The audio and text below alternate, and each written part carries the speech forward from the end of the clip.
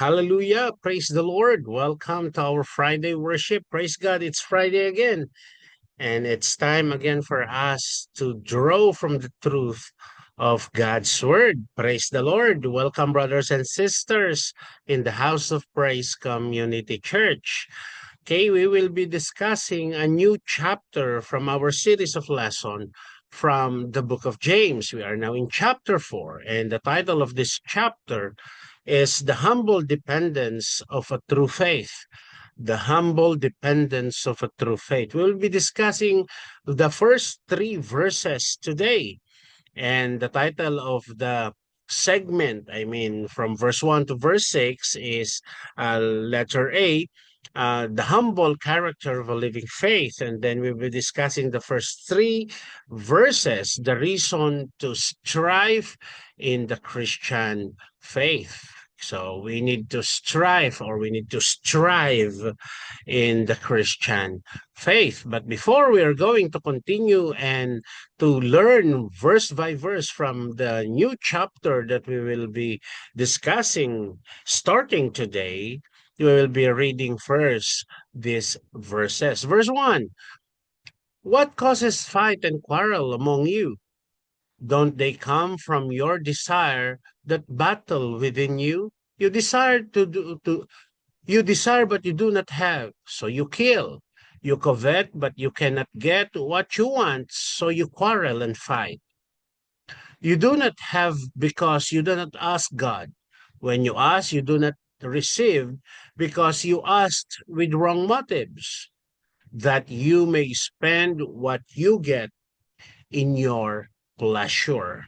Brothers and sisters of the faith, let us now prepare our hearts and our mind to receive the truth and the many challenges from this particular verses. But before that, let us come to the Lord in prayer. Gracious Lord, Heavenly Father, once again we thank you and we glorify your name. Thank you, Lord God. Once again, they have given us the opportunity, Lord God, to come and worship you. Lord, bless us to empty our heart to you, Lord God, so that the new things from your words will be filled in our hearts. Father, bless us that we be able, Lord God, to have the courageous heart to obey you and the mind ready to take actions from your words. Father, above all, we ask for your forgiveness. Let us be worthy to receive your words in full, Father God. And bless us, Lord God, to just be with you in this very hour to listen to your words. Brother, Father God, spill your heart to us and let the truth of your words be known among us. Father, once again, we bring back to all the praises and glory. In Jesus' name we pray. Amen and amen. Hallelujah. So we will be discussing verse by verse, and I'm reading to you again the verse 1. What causes fight and quarrels among you? Don't they come from your desires that battle within you? Okay, let us now pose the question, what does James chapter 4 verse 1 mean? Chapter and verse divisions were not part of the original text of the Bible. These breaks were added many centuries later in order to make it easier to refer to specific passages. Therefore, even though these verses begins a new chapter, James is continuing a single train of thoughts from chapter 3, where he just compared the result of a living by the wisdom of heaven versus the result of living in world's wisdom. So the world's wisdom states that human being like you and me are responsible to identify what they want out of life and to make a plan to get it at all costs. That's the thing. Sometimes we are out of focus on the things that we wanted to have. So this has become such a normal perspective that even Christian may see nothing abnormal about it. To just get what you want, without even seeking God's will. Sometimes even Christians like us, we are convinced by ourselves that that is the will of God and that by any cost, we will get those. And so the problem with this attitude is that it puts the focus on our lives or our lives on ourselves. So success according to the world is defined by whether we get what we want out of life. So the worldliness is driven by envy. We say, I want that, a selfish ambition. I will do whatever it takes to get that. Sometimes, as I said, we Christians, even though we have faith in God, we have sometimes that kind of thoughts. I hope we will not allow that things to happen. In James chapter 3, verse 15 and 16, and I'll be reading to you from English Standard Version. This is not this is not the wisdom that comes down from above, but is earthly and spiritual, demonic. Verse 16, for where jealousy and selfish ambition exist, there will be disorder and every vile practice. So, James chapter 3, verse 15 to 16 noted that this unheavenly wisdom is earthly and spiritual and demonic, leading to disorder and all kinds of evil practices. Now, James scolded his reader. Pinagalitan na niya sila. Why? Because there is the thought that they are Christians and are continuing to live by the world's rap wisdom. So, the barometer now of our wisdom, though we have faith in God, is still of the world. We are not stepping it up into God's standard of having what we want. They likely could have been tempted to answer that question by pointing to their opponents. James won't let them get away with that. Instead, using another question, he says their conflict is driven by the passion or desire that are battling within them. This is the standard of God, and sometimes we want to do what the standard of the world is. And then I hope and I pray that we can still experience or desire as the Lord will convict us. I hope so. I hope we are not living only by our wants and desires, our personal and selfish ambition or selfish desire, but rather we are seeking unto the truth, seeking unto the will of God into our lives. Just like unbelievers, this Christian had decided they were not willing to give up getting what they wanted.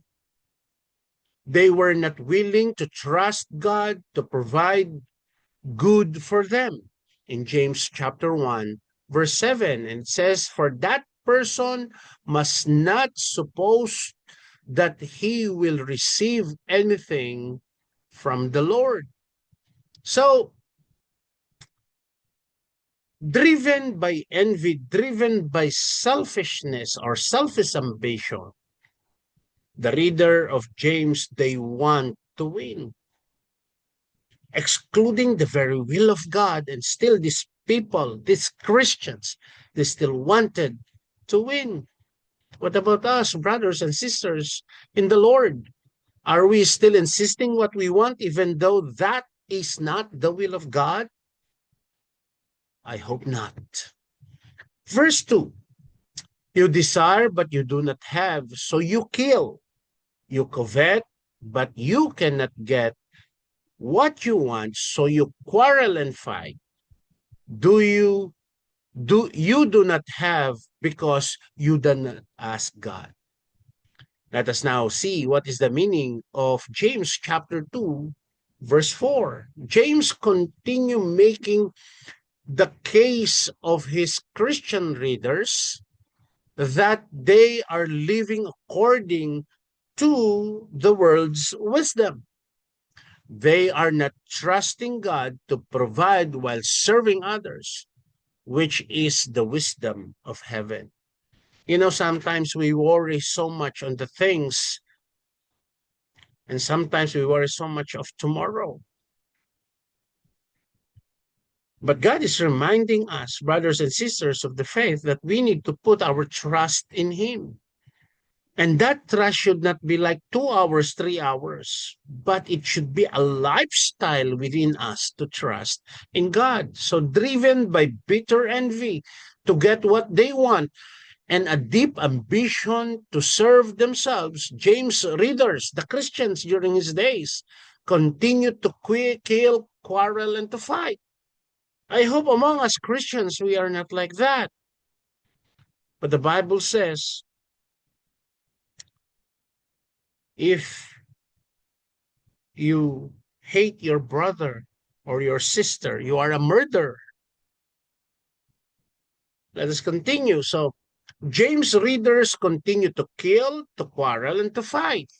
This is not necessarily a direct accusation of murder or anything else.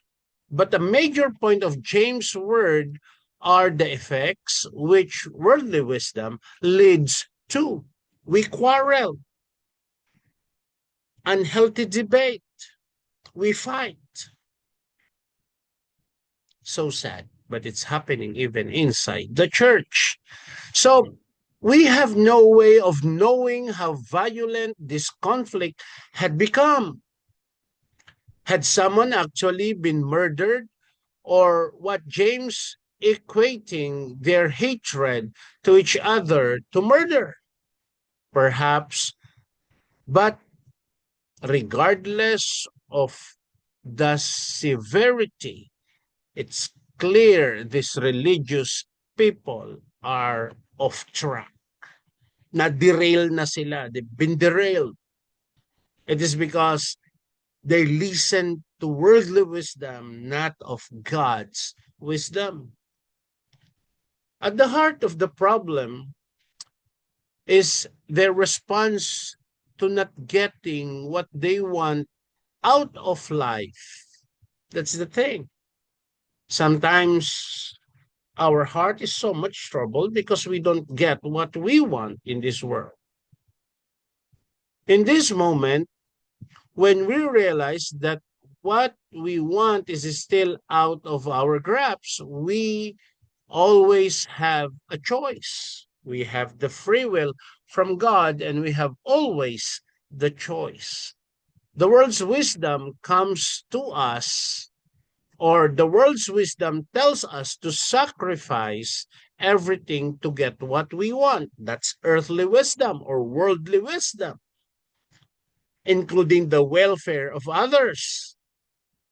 But the world will tell us to fight, to scratch, to wound, if that's what it takes. So sad that we don't care that we are hurting others. We don't care of the bad feelings we have for others. Or we are not looking for the welfare of others. And so, driven by envy for what they want, James reader are frustrated when they keep coming up empty, so they fight. James identifies the root problem.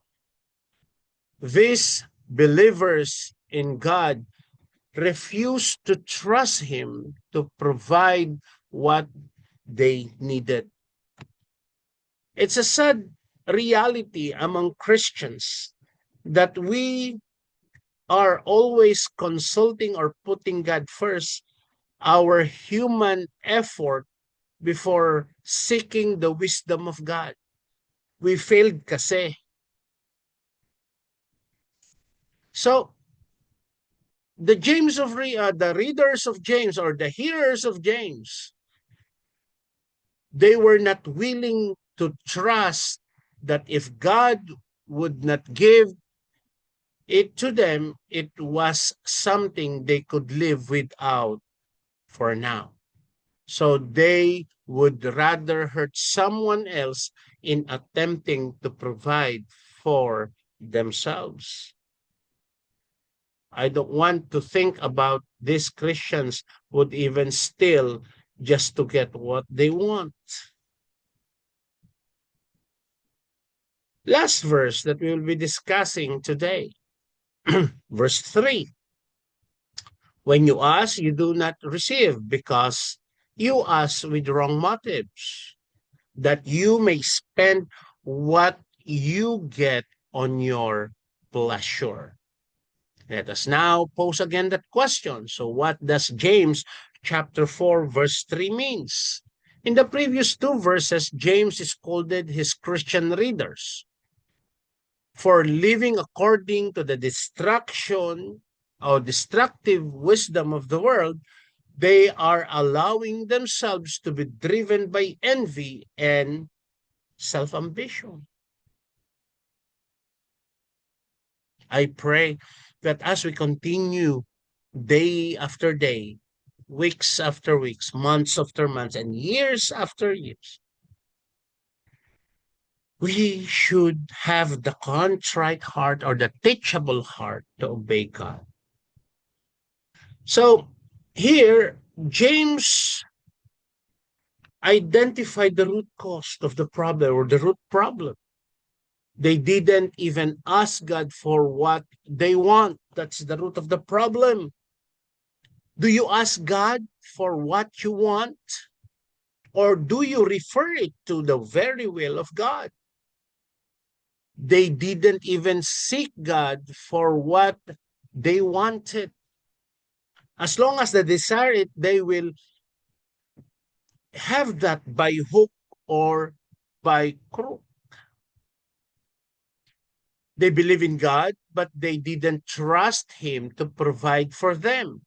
And they really didn't trust that if He would say no, that would be the best for them. What about us, brothers and sisters, in the House of Praise Community Church?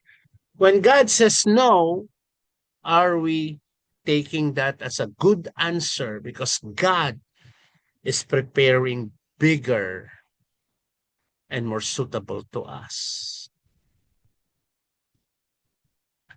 They really don't trust that if God would say no, they would be the best, or that would be the best of them.